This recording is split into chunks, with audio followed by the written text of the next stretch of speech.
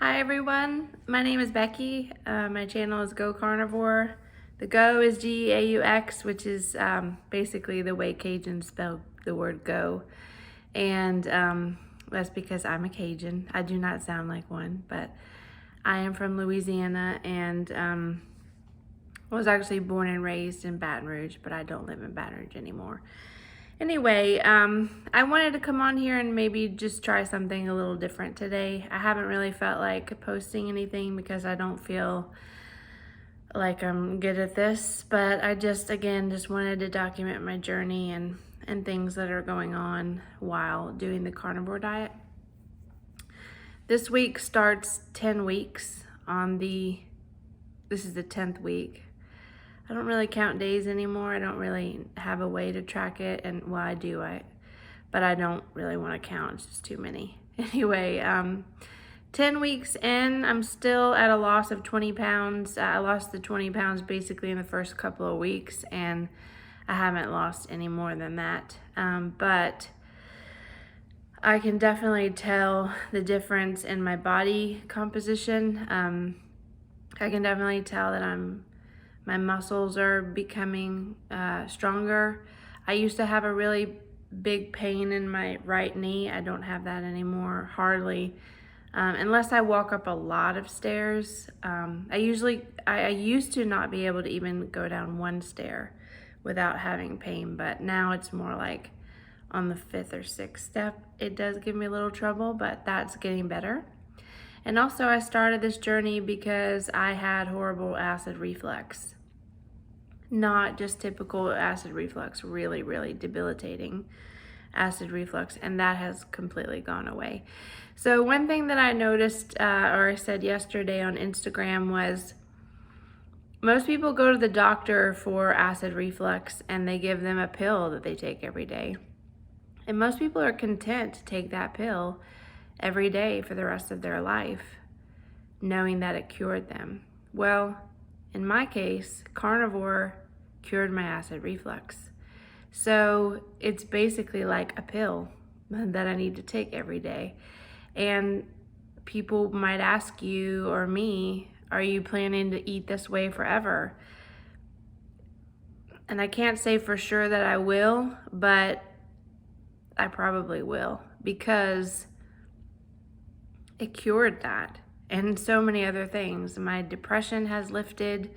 I still have down days, but for the most part, I don't really get down about many things. I don't have anxiety or stress about many things. My mood is different. It's just regulated, and I'm not as emotionally driven or led anymore, which is great. I'm very clear-headed. I used to get really upset, at my child for dumb things like not knowing how to do the math homework that we've gone over every day for the last few months. But now I really don't get upset about that, which, for one thing, that's horrible to get upset. They're learning basically a new language, and to yell at your child not yell, but to get frustrated with your child over something that they're learning is a horrible way to parent. So that was really awesome that I was able to get over that and just kind of roll with it. It's been so nice. It's been good for her, my daughter, to not feel like, who am I getting today? Am I getting, agitated mom, or am I getting nice, calm mom? But now I'm just calm all the time, so that's nice. But one thing that I really realized too is that the weight that I have, there's two emotional attributes to the reason why I've held on to the weight. The first is I don't want to be attractive to the opposite sex. I remember the day that I decided that I was going to give up on my diet. I had always been very thin and active and, attractive for the most part, my early adult and, between the ages of like 16 and 23, I was very active, healthy, thin, beautiful, all those things. Very attractive to the opposite sex. And so after I had gone through a series of just really bad relationships with men, just men treating me badly, I decided one day, I was like, I'm just going to eat not only I'm just decided to eat dessert, and not only one dessert, two desserts. So I got two desserts, 2 plates of dessert that day. And I remember my friend saying, "What are you doing?" And I just said, "I don't care anymore." And they were like, "No, Becky, you should care." And I was like, I don't care. And that just started this like lifestyle of binge eating. And I remember taking my first job out of college, and just it was like a sales job where I was out of the office, driving around making sales calls all day. And I remember that I would leave the office, I would go to Krispy Kreme donuts, I would get 12 donuts, and I would eat every single donut in that box before I got back to my apartment. And it was like a 15-minute drive. I remember I used to do that almost every day. And then after I would get home to my apartment, I would go to sleep. And then I would wake up and go back to work. Like I was supposed to be making sales calls, and I was really just crashed out from eating donuts. That is so sad. Sad to say and sad to think about. I haven't thought about that in a while. Anyway, that started basically my downfall in life, and just putting on the weight. And between that period of time when I was 23, that's when that started, 23 to 30, I probably gained 50 pounds, which doesn't really sound like a lot, but it was for me because I had been thin my whole life.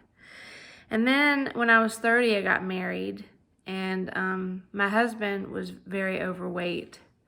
And I realized at the age of 30, you know what? I'm probably never going to find anybody else that's going to love me the way that was. Which, look, I'm thankful for the marriage that I had because it gave me my daughter. But that's a sad thing for a girl, whose biological clock is ticking, to feel like she has to settle for second best. Because that marriage basically destroyed me as a person, and I'm building her back now. But anyway, like I said, I'm very thankful for that marriage because it saved my soul. I found Christ in that marriage because I was so beaten down by my husband that not physically, but mentally he beat me down. And when I looked up, I saw Christ. And he saved me. Thanks be to God. And he also gave me my beautiful daughter, who I adore. I just adore. And I live every single day of my life trying to be the best mother that I can be. That's the only thing that matters to me. That and her knowing Christ as well. In fact, I pray that if it came down to me and her, that God would take her. Like, that's all that matters to me. So the first thing, the emotional part, I said that my weight carried 2 emotional attributes. The first being I didn't want to be attractive to the opposite sex because that would just require too much of me. I've been too burned in life by men, and I don't want to go down that path anymore. And the second is my parents. My parents never ever compliment me when I'm overweight. They only compliment me or say nice things to me about me or the way that I look if I'm thin. And that just really hurts because I can't imagine looking at my daughter, no matter what size she is, and thinking, you're ugly or you're fat. And even though, our kids could get overweight or fat, I just will never look at her like that. I will always just look at her and tell her how beautiful she is, no matter how fat. She could be 700 pounds and bedridden, and I will still tell her that she's the most beautiful thing I've ever seen. So if you could do that for your kids, that would be huge. But I want to let you know, I'm sorry for all this emotion, but I've let both of those things go because I have to be healthy for me and for my daughter. And if I'm attractive to other people, well, that's for me to decide what I want to do. I don't have to say yes to every single man that asks me to marry them. Which you might think that's funny, but when I was thin, every single guy I dated wanted to marry me. So it's hard to say no, and I'm just gonna do it because I'm better. I'm getting better. I'm learning to let go of toxic things and learning to recognize red flags when I see them. And the second is, I don't care what my parents think anymore, even though it greatly makes me sad that they can't just look at me and love me for who I am. So what? It's their loss, you know? It's their loss. And I'm sorry that they are so fixated on fat people and people that have metabolic health issues. I mean, I don't see people like that. I see people for their heart. And if they're fat and they have an ugly heart, well, then I'll see the ugly heart. But I'm not going to disassociate myself with them or not compliment them because they're fat. People still need compliments even though they're fat. They especially need them then. But anyway, lastly, I'll just say that I used to think that I had to lose weight right now. Like I have to lose weight. I have to lose all the weight right now, and I have to be healthy right now. But it's turning out that this journey is a lot more different than that. Is a lot different than that. Which is a mind twist. So even though I'm getting healthier, my weight is not changing. I have to be okay with that. And I really have to be okay with that for the rest of my life. Like I could stay at 250 pounds, be metabolically healthy on the inside, but nobody sees that on the outside. All they would see is a fat person. But I know in my heart that I'm doing everything that I can to stay healthy. And that's the problem with, women in the carnivore diet is our bodies they run on 3 different hormones: estrogen, progesterone, and testosterone. Men only run on testosterone. They have estrogen, but they don't have progesterone. But estrogen is not even a factor for them. It's just testosterone. So when men go on this diet, they lose all the weight immediately and they have no issues.